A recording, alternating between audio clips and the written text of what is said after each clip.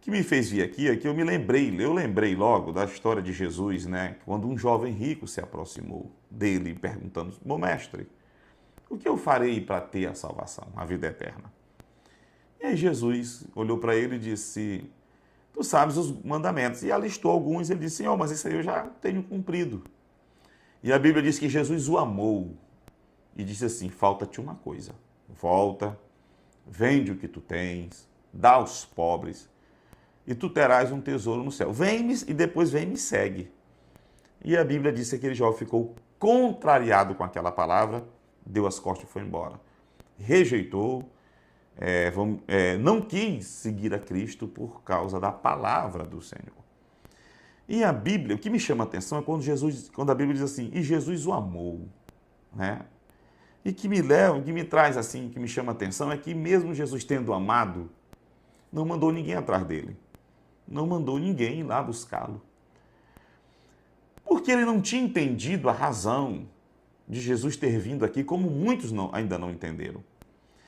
Eu acho interessante quando Jesus diz assim, quando a Bíblia diz assim, Jesus o amou, porque aquele jovem, ele tinha muitas qualidades. Sobre esse texto, se você colocar aí no YouTube, em qualquer lugar, você vai ver muitas explicações e aplicações em várias áreas da vida da gente. Interessantíssima, vai lá. Eu quero trazer uma aqui, com relação ao tema. Interessante é que aquele jovem, entre tantas coisas que ele carregava, ele tinha uma virtude. Ele era um jovem consciente das coisas. Ele não era louco. Vê que ele não quis ir, ele saiu. Porque ele percebeu que ele tinha que renunciar a alguma coisa para poder ser aceito nesse reino. Para poder ser discípulo de Cristo, ele teria que renunciar a algo. E ele achou isso muito alto, esse preço. Ele nem pede ajuda para o Senhor, né? Senhor, me ajuda, é muito pesado. Eu fui criado nesse berço de ouro, de riquezas, largar tudo de repente. Não, ele contrariado saiu. Mas veja uma virtude que aquele jovem carregava. Ele vai embora. É diferente dessa geração. Essa geração, em boa parte, sobretudo esses que eu estou falando aqui, esse jovem aqui, e essas igrejas, elas carregam a ideia de que podem trazer consigo, sem renunciar ao que Jesus manda renunciar, e pensa que o mestre vai recebê-los. É um engano de uma dimensão que deixa a gente estarrecido. Porque riqueza não é condenada na Bíblia, o fato de ter dinheiro. A Bíblia condena o amor ao dinheiro e não o dinheiro. Mas aquilo foi uma palavra de Jesus. Jesus falou que ele deveria largar e Jesus sabe por quê. É claro que você vai encontrar muitas explicações do porquê Jesus ter dito isso. Para nós interessa saber que Jesus mandou. E ele rejeita, ele não aceita obedecer aquilo que o Senhor mandou. O homossexualismo, o lesbianismo, o casamento, a relação homoafetiva, ela é proibida nas Escrituras. Qualquer pessoa que não precisa ser cristã, basta ter leitura. Se você pegar alguns textos das Escrituras que são claríssimos, não adianta, meu amigo, fazer hermenêutica, aplicar uma hermenêutica, regra de hermenêutica, exegese ou fazer o que for, é claro. Fico encabulado, com a linguagem aqui do maranhense, estarrecido, para ser mais técnico, é que, diferente do jovem rico, essas pessoas, elas pensam que Jesus as aceita, elas carregando essas coisas e justificando ainda. Veja que o jovem dá as costas e vai embora, porque ele sabia que o Senhor não o receberia. Ele poderia entrar na igreja, estar no meio daquela multidão, daqueles que estavam ali acompanhando Cristo, mas saberia que ele não tinha aprovação do Cristo, do Mestre. Essa geração, na verdade, não há um engano. Vamos dizer assim, é a paixão da carne que tenta achar justificativa, né? Então, parece assim que nós estamos vivendo um tempo, não é nem é de iniquidade mesmo, sabe? É um tempo que não se consegue nem explicar, de loucura, onde as igrejas conseguem, vamos dizer assim, em nome do amor, porque o texto lá, se você acompanhar em Marcos 10, você vai dizer que Jesus o amou. Mas Jesus não vai atrás dele, porque ele só seria aceito se ele aceitasse aquela palavra. Ele só seria recebido no reino de Cristo se ele aceitasse a obediência à palavra de Cristo. E como eu posso pensar que eu serei recebido, aceito no reino de Cristo, em desobediência, em insubmissão, em rebeldia à palavra tão clara? Eu lembro aqui de um texto aqui, de Mateus 19, trouxe aqui, vou colocar aí embaixo para você ler, que os fariseus foram a Jesus, e a questão era o divórcio. Mas Jesus acaba falando da relação, do casamento, da relação, né, da constituição da família. Olha, Mateus 19, a partir do versículo, eu vou ler aqui do 3, diz que alguns fariseus aproximaram-se dele para pô-lo à prova e perguntaram ao Senhor: é permitido ao homem divorciar-se de sua mulher por qualquer motivo? Versículo 4. Olha o que Jesus vai responder. Ele respondeu: vocês não leram que? Olha a pergunta de Jesus para aqueles líderes religiosos. Vocês não leram que? Ele traz as Escrituras. Você quer saber como é que nós devemos agradar a Deus? Voltemos às Escrituras. Vamos checar as Escrituras, como elas são, sem deturpá-las. Então Jesus diz: vocês não leram o que as Escrituras dizem? Olha lá. No princípio, o Criador os fez homem e mulher. Olha que texto claro, irmão. Pode buscar original o que for. No princípio, Deus, o Criador, os fez homem e mulher. Versículo 5. E diz: por essa razão, o homem deixará pai e mãe. Olha aí, pai e mãe, homem. Pai e mãe é a família. É assim, ó. E se unirá a sua mulher. E os dois se tornarão uma só carne. Assim eles já não são dois, mas sim uma só carne. Portanto, o que Deus uniu, ninguém o separe. Essa é a constituição da família. Não tem como ser diferente. Você quer, meu amigo, seguir seu relacionamento homossexual, ou seja como for, siga. Mas você não tem a aprovação de Deus. Você está fora do padrão criado. Você está levando adiante algo que é uma paixão, que a Bíblia manda renunciar a essas paixões. E não tentar nutri-la e achar um jeitinho de Deus aprovar. Deus não rebaixa os seus padrões. Vê que Jesus ama o jovem, mas ele não vai. A palavra foi dada. A palavra dada é essa aqui. No princípio, Deus fez, foi macho e fêmea. Vai deixar pai e mãe, vai constituir uma nova família. Esse é um modelo bíblico, cristão. No princípio foi assim. E quando ele diz no princípio, ele está dizendo assim, é dessa forma que Deus criou e quer para ser. Pode até ser que as gerações futuras, com as muitas inovações, transformações sociais e tantas coisas, culturas de tudo quanto é tipo, modifiquem esse padrão. É isso que ele quer dizer. Mas no princípio não foi assim. Deus estabeleceu dessa forma, e se você quiser ser aceito, nós, se quisermos sermos aceitos por Deus, devemos nos encaixar nisso aqui e clamar e pedir ajuda ao Senhor. Não adianta. Algumas igrejas, eu já falo dessas igrejas que são ditas como inclusivas, né? Na verdade, elas são exclusivas. Elas estão tirando as pessoas do reino, porque alguém que tem um comportamento pecaminoso, eu não estou falando aqui criminoso, eu estou falando pecaminoso aos olhos de Deus, porque não é crime, mas é pecaminoso aos olhos de Deus. Alguém que quer ter, e temos muitos exemplos, e nós mesmos falhamos de muitas formas, mas devemos reconhecer e nos achegar ao padrão, porque há uma palavra dizendo: você errou.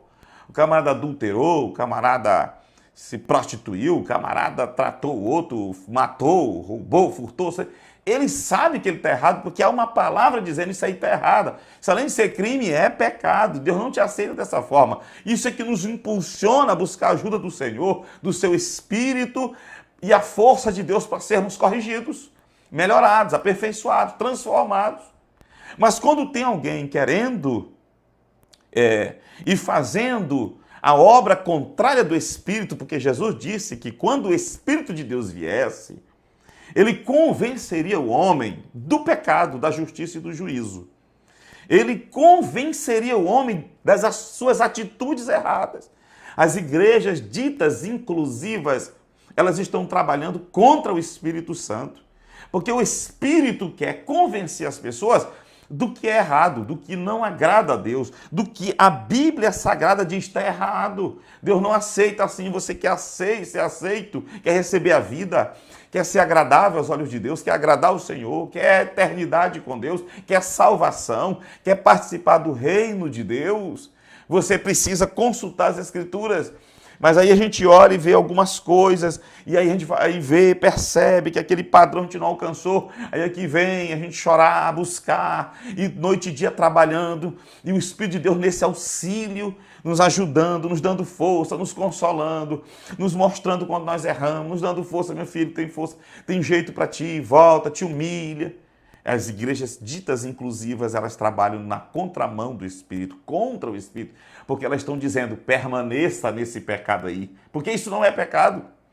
Permaneça dessa forma que Deus é amor, Ele te aceita assim. Estão contrários ao Espírito Santo.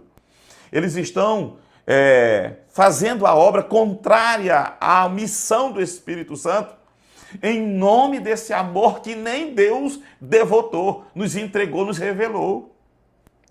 Porque Deus amou, Jesus diz assim, que Ele amou aquele jovem rico, mas nos deu as Escrituras. Então, para quê?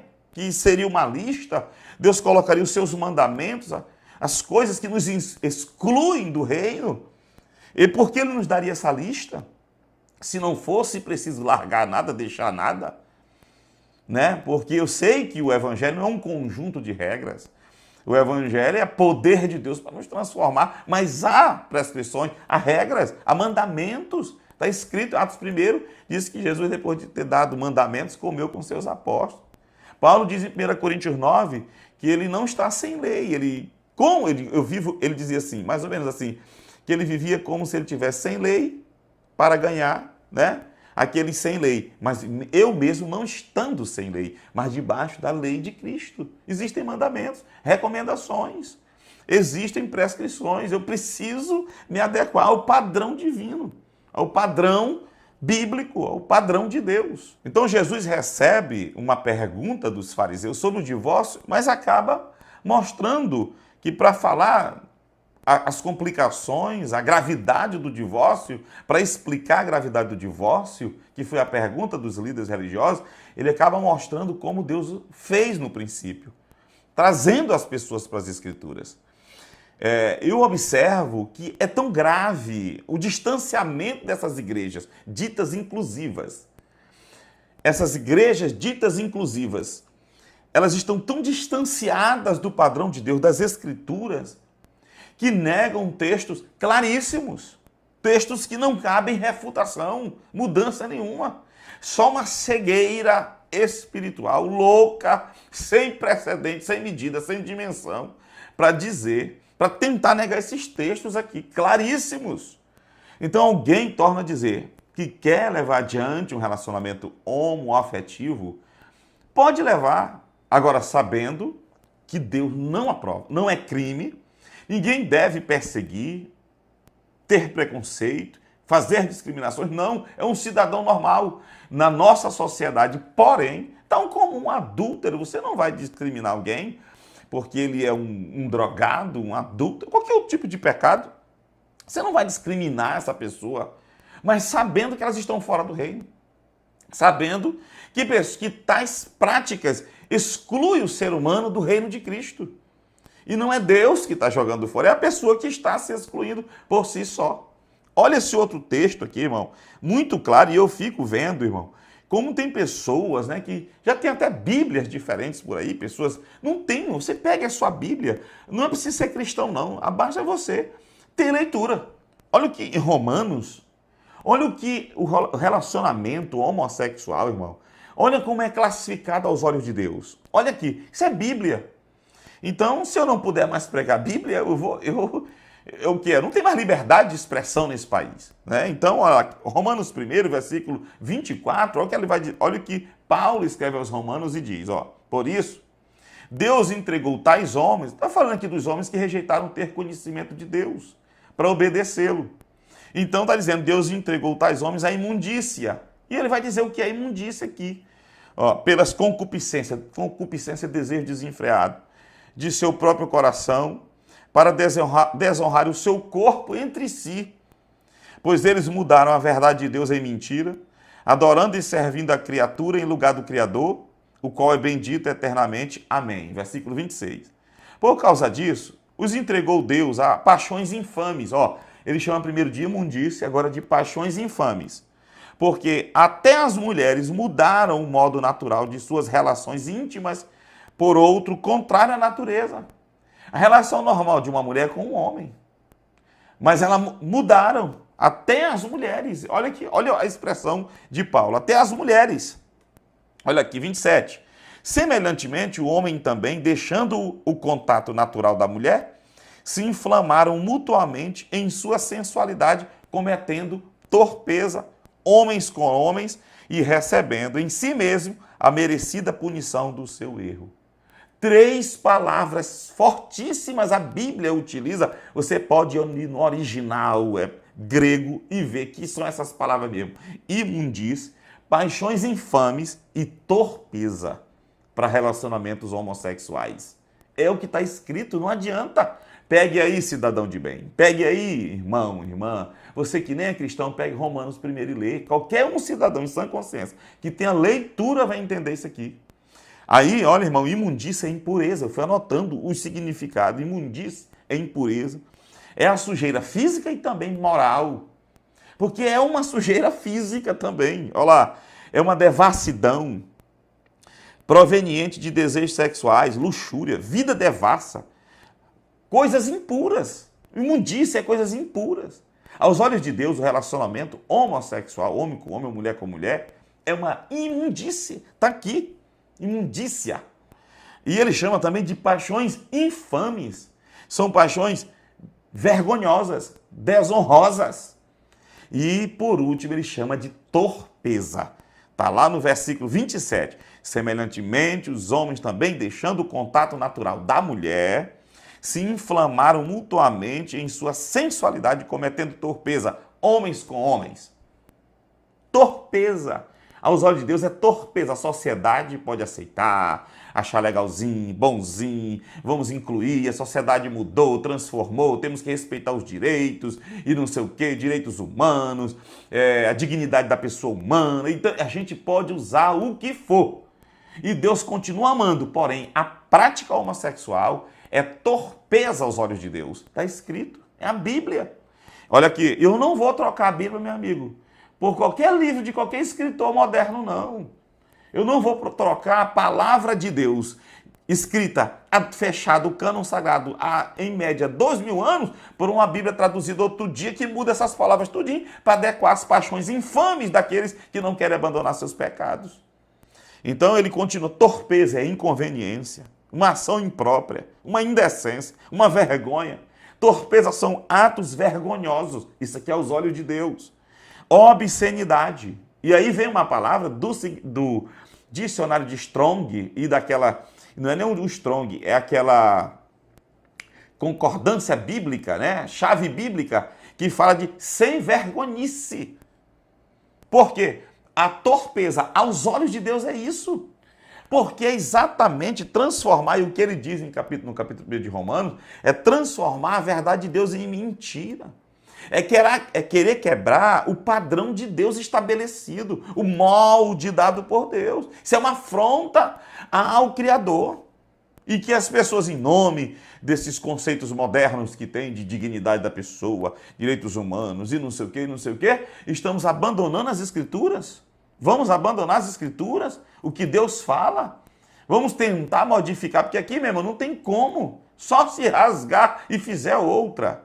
Então, aí, olha, e o pior, e aí fica um alerta para nós, é o que está escrito em Romanos 1,31. Porque está escrito lá que vai entrar pela mesma condenação não só os que praticam. Olha lá, mas os que também concordam, aprovam essas coisas. Aí é que entra a igreja. As igrejas ditas inclusivas. São passíveis de morte os que tais coisas praticam. Não somente as fazem, mas também aprovam os que assim procedem. Então, aí para completar, tem um texto muito famoso, muito conhecido, que aí já tem tanta explicação sobre esse texto, mudança, tentando dizer, não é isso, não é aquilo. Pegue a Bíblia e leia, meu amigo. Você vai ver, é muito claro, Não sabeis, 1 Coríntios 6, a partir do versículo 9. Ou não sabeis que os injustos não herdarão o reino de Deus? Não vos enganeis, nem impuros, nem idólatras, nem adúlteros, nem efeminados, nem sodomitas, nem ladrões, nem avarentos, nem bêbados, nem maldizentes, nem roubadores herdarão o reino de Deus. Tais fostes alguns de vós. Vocês eram desse jeito. Alguns eram de um jeito, outros de outro. Alguns eram efeminados, homossexuais. É isso que ele está dizendo no versículo 11. Mas vós vos lavastes, mas fostes santificados, ou seja, separados dessas práticas. Mas fostes justificados em nome do Senhor Jesus Cristo e no Espírito do nosso Deus. Essa palavra efeminado, irmão, aí alguém tenta. O dicionário no original, irmão, se você ver, pega dicionários antigos, dicionários bem fiéis ao original, não um dicionário moderno de pessoas que querem justificar suas práticas e ficam dizendo, essa palavra significa isso. Não, irmão, procure a verdade. Procure saber a verdade de Deus. Isso é coisa séria, isso é a vida humana. Isso aí está em jogo a eternidade do ser humano. A condenação eterna ou salvação eterna. Então a palavra efeminado, no original, é mole. Olha a palavra, que eu não sei ler hebraico, eu pego, né? Malakos, de afinidade incerta. Mole, macio para tocar. É uma metáfora num mau sentido, que afeminado. Então, estão dizendo, esses afeminados não herdarão o reino. Né? Homem é homem, mulher é mulher. Então, e sodomita que tem o mesmo sentido, alguém que se deita com homem e com mulher, sodomita, homossexual. Era a prática pecaminosa principal e que afrontava a santidade de Deus em Sodoma e Gomorra. Não tem como. Não, irmão, Sodoma e Gomorra não era isso. Já vi gente dizendo isso, né? Pastores de igrejas inclusivas, pastores gays dizendo, não é isso não, porque Sodoma e Gomorra, os pecados eram a iniquidade, a maldade, tanta coisa. Era não. Olha o que os homens quiseram fazer com os anjos de Deus quando foram à casa de Ló. Os homens da cidade, quando viram dois homens, porque os anjos, com aquela aparência humana, né, que é chamada a teofania, a forma humana, eles vêm lá para tirar Ló e a sua família, né, a mulher e as filhas daquela cidade, porque Deus ia destruir. Lê lá o texto de Gênesis, vou botar aí embaixo. Quando os homens da cidade se reuniram na porta de Ló, disseram, nós queremos esses homens aí, que estão na tua casa. Né? Então, a prática pela qual o carro-chefe, aquela que entra, que sobe, né, a presença de Deus e deixa Deus irado a ponto de vir mandar destruir fogo na cidade, eram essas práticas. É claro que tinham outras. E aí, essa prática era tão comum, era tão, vamos dizer assim, depravada, o nível era tão terrível, que ela virou até sinônimo dessa prática homossexual, de homem com homem, mulher com mulher, afeminado e sodomita, né? Alguns dizem que são os homossexuais ativos e os passivos. Então está aqui os textos mostrando claramente, vou colocar aí. Tem outros no Antigo Testamento, só trouxe no Novo, mas são claríssimos. Então torna a dizer, fuja dessas igrejas, irmão. Infelizmente nós temos que dizer isso. Sai dela, povo meu, porque não estão ensinando a palavra, não tem mais compromisso com a palavra. Sei que nós falhamos como pastor, não sabemos de tudo, mas essas coisas são muito claras, irmão. Essas coisas são claríssimas. Então, irmão, é uma vergonha encontrar a igreja dita cristã que aprova essas coisas. Mas devemos encontrar, e devemos ser igreja que amam essas pessoas a ponto de orar, o amor a ponto de pregar a verdade. Porque Jesus diz, e conhecereis a verdade, e a verdade vos libertará. Só há libertação com a verdade. E se eu mudar essa verdade em mentira, como está aí no capítulo 1 de Romanos, se eu mudar essa verdade, vou botar esse texto aí embaixo, mudaram a verdade de Deus em mentira. Como as pessoas serão libertas? Como nós seremos libertos se não há quem pregue a verdade, quem diga a verdade? São pastores que não têm coragem, são pastores que têm medo de afrontar, líderes, pregadores, que querem o crescimento da igreja a qualquer preço. Não tem compromisso com a alma, com a vida das pessoas, com a salvação, se não estariam pregando a verdade, estariam ensinando a verdade. Meu filho, olha, como Jesus amou aquele jovem, mas teve que dizer, tu tem que fazer isso aqui para ser aceito. Então, meu irmão, para ser aceito no reino de Deus, você tem que deixar essas práticas, como eu também tenho pecados, nós, seres humanos, todos. Lá está lá em Tiago 3, não há varão, não há homem que não peque. Mas esse é o processo de santificação, de aperfeiçoamento. À medida que a gente vai identificando algo que não está bom aos olhos de Deus, que as Escrituras condenam, nós vamos aos pés do Senhor, vamos estar ali todo o tempo. E é esse convívio com essa verdade, é esse confronto com a verdade que nos faz a gente encontrar força para mudar e andar, nos encaixarmos dentro do padrão de Deus, que é o que Paulo diz aqui no final desses textos que nós lemos aqui de 1 Coríntios 6. Vocês eram assim, mas foram lavados, foram justificados, foram santificados pelo Senhor Jesus e pelo Espírito Santo que nos ajuda. Fica esse recado de Deus aí para nós. Amém.